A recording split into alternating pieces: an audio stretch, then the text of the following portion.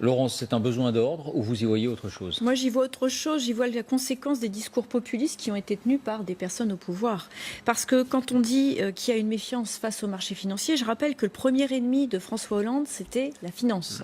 Qu'est-ce qu'il a fait? Pas grand-chose. Et le résultat, c'est que beaucoup ont été élus sur des promesses, notamment sur la finance, sur la régulation des multinationales.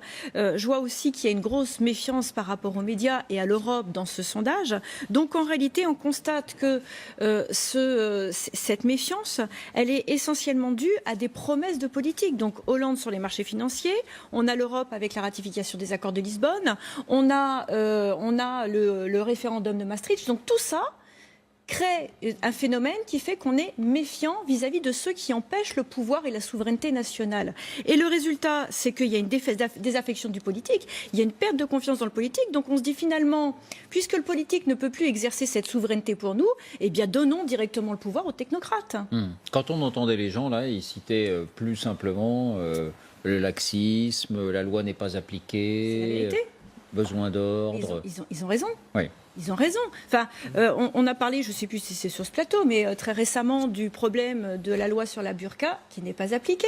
On peut parler de la loi de 1905 qui n'est pas appliquée par la première personne, c'est le chef de l'État. Donc dès lors qu'on ne respecte pas des principes constitutionnels dans notre République, quelles sont les lois qu'on applique? Et en l'occurrence, quand on a des membres du gouvernement ou le président de l'Assemblée nationale qui sont poursuivis pour des affaires de fraude fiscale, de détournement de fonds, enfin, à un moment, comment voulez-vous que des électeurs puissent avoir confiance dans ceux qui sont aujourd'hui les garants des lois et des principes républicains? C'est plus possible.